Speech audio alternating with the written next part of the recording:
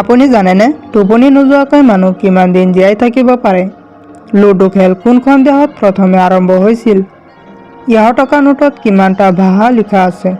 Mobile phone দেখিলে কোনটো বেমাৰ হয়? এনেকুৱা ধৰণৰ আৰু কিছুমান জনা নজনা প্ৰশ্নসমূহৰ উত্তৰ জানিবলৈ আমাৰ লগতে ভিডিঅ'টোৰ শেষলৈকে থাকিব বুলি আশা ৰাখি ভিডিঅ'টো আৰম্ভ কৰিছোঁ।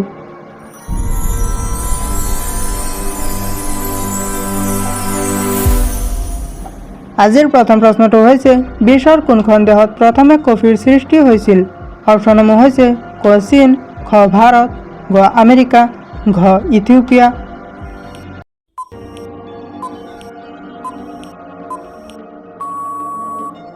ইয়াৰ ভিতৰত শুদ্ধ উত্তৰটো হ'ব অপশ্যন ঘ ইথিওপিয়া। ইথিওপিয়া নামৰ দেশখনত প্ৰথমে কফিৰ সৃষ্টি হৈছিল। আমি আহিছোঁ পৰৱৰ্তী প্ৰশ্নটোলৈ। তৰমুজৰ বীজে শৰীৰৰ কোনটো ৰোগ নিৰাময় কৰে?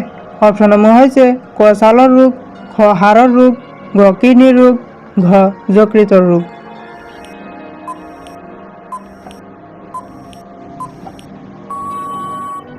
ইয়াৰ ভিতৰত শুদ্ধ উত্তৰটো হ'ব অপশ্যন খ হাড়ৰ ৰোগ। তৰমুজৰ বীজে শৰীৰৰ হাড়ৰ ৰোগ নিৰাময় কৰে। আমি আহিছোঁ পৰৱৰ্তী প্ৰশ্নটোলৈ। ৰুটিৰ লগত ঘি খালে শৰীৰৰ কোনটো ৰোগ ভাল হয়? অপশ্যনসমূহ হৈছে ক ডায়েবেটিছ, খ হাৰ্ট এটাক, গ জণ্ডিছ, ঘ কেঞ্চাৰ।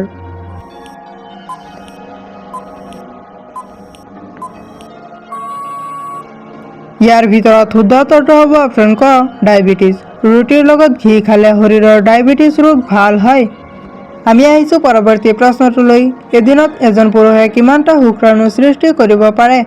অপশ্যনসমূহ হৈছে ক ১২০০টা, খ ২৪০০টা, গ ৩০০০টা, ঘ ৫০০০টা।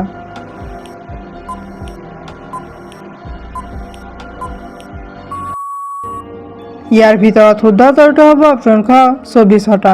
এদিনত এজন পুৰুষে ২৪০০টা শুক্ৰাণু সৃষ্টি কৰিব পাৰে। আমি আহিছোঁ পৰৱৰ্তী প্ৰশ্নটোলৈ। কোনটো প্ৰাণীৰ জিভা নীলা? অপশ্যনসমূহ হৈছে ক হৰিণ, খ শহাপহু, গ জিৰাফ, ঘ ভালুক।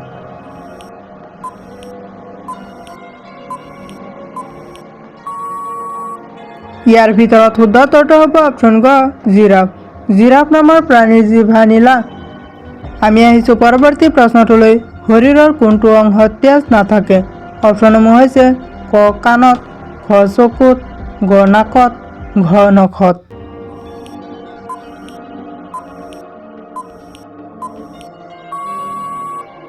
ইয়াৰ ভিতৰত শুদ্ধ উত্তৰটো হ'ব অপশ্যন ঘ নখত। শৰীৰৰ নখ নামৰ অংগত তেজ নাথাকে। আমি আহিছোঁ পৰৱৰ্তী প্ৰশ্নটোলৈ। কোনটো খাদ্যত বেছি পৰিমাণে প্ৰটিন থাকে? অপশ্যনসমূহ হৈছে ক কণী, খ মাছ, গ ভাত, ঘ আপেল।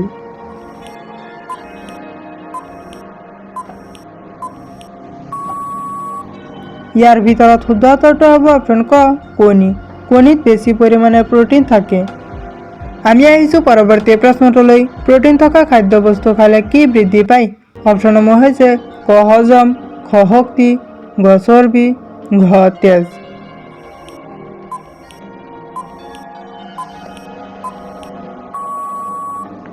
ইয়াৰ ভিতৰত শুদ্ধ উত্তৰটো হ'ব অপশ্যন খ শক্তি। প্ৰটিন থকা খাদ্যবস্তু খালে শক্তি বৃদ্ধি পায়। আমি আহিছোঁ পৰৱৰ্তী প্ৰশ্নটোলৈ। প্ৰতিদিনে কোন গছৰ পাত খালে কিডনি পৰিষ্কাৰ হয়? অপশ্যনসমূহ হৈছে ক জামৰ পাত, খ আমৰ পাত, গ ঢেকীয়া পাত, ঘ ধনিয়া পাত।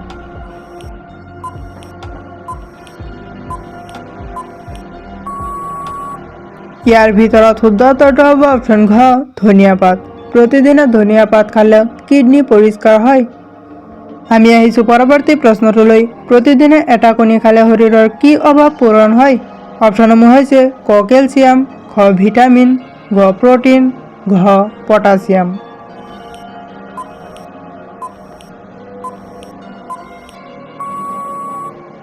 ইয়াৰ ভিতৰত শুদ্ধ উত্তৰটো হ'ব অপশ্যন গ প্ৰটিন। প্ৰতিদিনে এটাকৈ কণী খালে শৰীৰৰ প্ৰটিনৰ অভাৱ পূৰণ হয়। আমি আহিছোঁ পৰৱৰ্তী প্ৰশ্নটোলৈ। কোনটো ফলে উচ্চ ৰক্তচাপ সোনকালে নিয়ন্ত্ৰণ কৰাত সহায় কৰে? অপশ্যনসমূহ হৈছে ক নেমু, খ কল, গ আম, ঘ কমলা।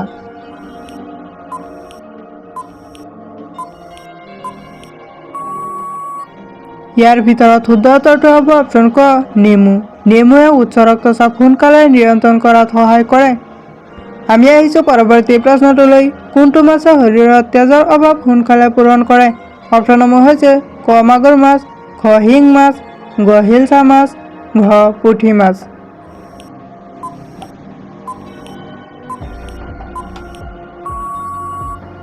ইয়াৰ ভিতৰত শুদ্ধ উত্তৰটো হ'ব অপশ্যন খ শিং মাছ। শিং মাছে শৰীৰত তেজৰ অভাৱ সোনকালে পূৰণ কৰে। আমি আহিছোঁ পৰৱৰ্তী প্ৰশ্নটোলৈ। উফিৰ পৰা মুক্তি পাবলৈ কি ব্যৱহাৰ কৰিব পাৰি? অপশ্যনসমূহ হৈছে ক এলোভেৰা, খ পিঁয়াজৰ ৰস, গ নহৰুৰ ৰস, ঘ নেমুৰ ৰস।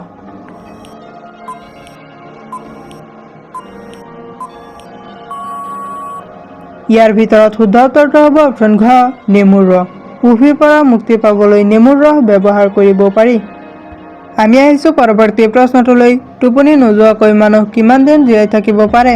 অপশ্যনসমূহ হৈছে ক 10 দিন, খ 12 দিন, গ 15 দিন, ঘ 18 দিন।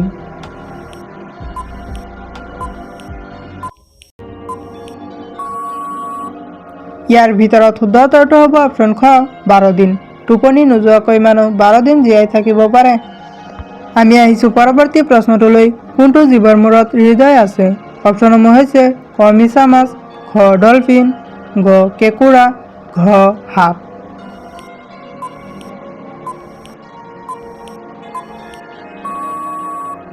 ইয়াৰ ভিতৰত শুদ্ধ উত্তৰটো হ'ব অপশ্যন গ কেঁকুৰা।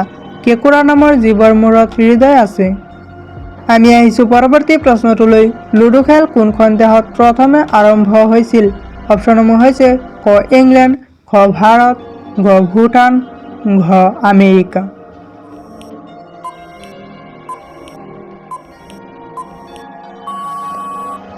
ইয়াৰ ভিতৰত শুদ্ধ উত্তৰটো হ'ব অপশ্যন ক ইংলেণ্ড। লুডু খেল ইংলেণ্ড দেশত প্ৰথমে আৰম্ভ হৈছিল। আমি আহিছোঁ পৰৱৰ্তী প্ৰশ্নটোলৈ। 100 টকা নোটত কিমানটা ভাষা লিখা আছে?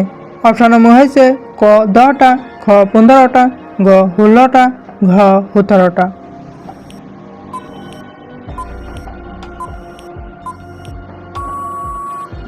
ইয়াৰ ভিতৰত শুদ্ধ উত্তৰটো হ'ব অপশ্যন ঘ 17টা। 100 টকা নোটত 17টা ভাষা লিখা আছে। আমি আহিছোঁ পৰৱৰ্তী প্ৰশ্নটোলৈ। মোবাইল ফোন দেখিলে কোনটো বেমাৰ হয়? অপশ্যনসমূহ হৈছে ক ব্ৰেইন টিউমাৰ, খ হৃদয়, গ টিভি, ঘ কেঞ্চাৰ।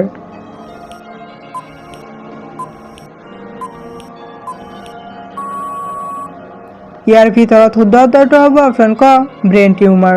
মোবাইল ফোন দেখিলে ব্ৰেইন টিউমাৰ বেমাৰ হয়। আমি আহিছোঁ পৰৱৰ্তী প্ৰশ্নটোলৈ। পৃথিৱীৰ কোনখন দেশত 3খন ৰাজধানী আছে? অপশ্যনসমূহ হৈছে ক ৰাছিয়া, খ আফগানিস্তান, ঘ দক্ষিণ আফ্ৰিকা, ঘ নিউজিলেণ্ড।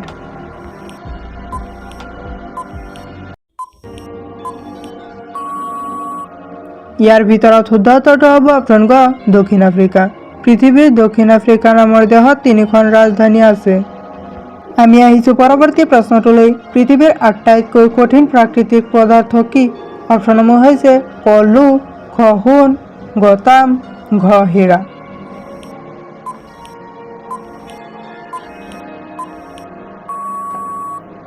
ইয়াৰ ভিতৰত শুদ্ধ উত্তৰটো হ'ব অপশ্যন ঘ হীৰা। পৃথিৱীৰ আটাইতকৈ কঠিন প্ৰাকৃতিক পদাৰ্থটোৰ নাম হৈছে হীৰা। ভিডিঅ'টো শেষলৈকে দেখাৰ বাবে ধন্যবাদ। যদি ভিডিঅ'টো ভাল লাগিছে তেনেহ'লে এটা লাইক কৰি দিব আৰু যদি এনেকুৱা ধৰণৰ আৰু কিছুমান নজনা প্ৰশ্নসমূহৰ উত্তৰ জানিব বিচাৰে তেনেহ'লে চেনেলটো ছাবস্ক্ৰাইব কৰি ৰাখিব। Thank U.